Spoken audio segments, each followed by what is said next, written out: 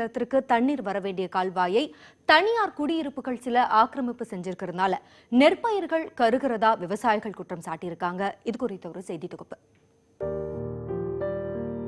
காஞ்சிபுரம் மாவட்டம் திருப்போரூர் ஒன்றியத்துக்கு உட்பட்டது சிறுசேரி ஊராட்சி.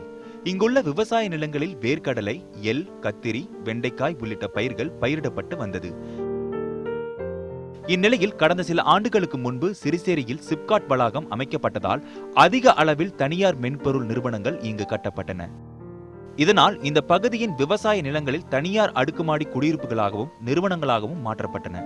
குறைந்த அளவில் எஞ்சியிருக்கும் விவசாய நிலங்கள் விவசாயத்துக்கு ஏரி நீரை மட்டுமே நம்பியிருக்கின்றனர். இந்த ஏரி நீர் பாய்ந்து வரும் பாசன வாய்க்கால்களை ஆக்கிரமித்து குடியிருப்புகளாகவும் நிறுவனங்களாகவும் கட்டப்பட்டிருப்பதால் நீர் வருவதற்கு வழியின்றி பயிர்கள் கருகுவதாக வேதனைப்படுகின்றனர் விவசாயிகள். ஏரி தண்ணியும் மழை நம்பி தான் பயிர் வச்சுக்கின்னு இருக்கோம். ஆனால் பயிர் வச்சுன்னு இருக்கிற போது ஒரு 2-3 வருஷத்துக்கு முன்னே எக்ஸஸ்ன்ற ஒரு கம்பெனி வந்து அடுக்குமாடி குடியிருப்பை ஏரி ஆக்கிரமிச்சு கட்டிட்டாங்க. கட்டுறதுனால எங்களுக்கு ஏரியிலேருந்து தண்ணி வரத்தோ இல்லை மழை தண்ணியோ வரத்தில்லை.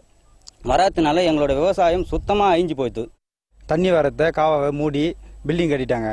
அது பயிர் வச்சுக்கிறோம், பயிரெல்லாம் காய்ஞ்சி போகுது. இது குறித்து அரசு அதிகாரிகளிடம் பலமுறை மனு அளித்தும் எந்த நடவடிக்கையும் எடுக்கவில்லை என்கிறார் விவசாயி கிருஷ்ணன்.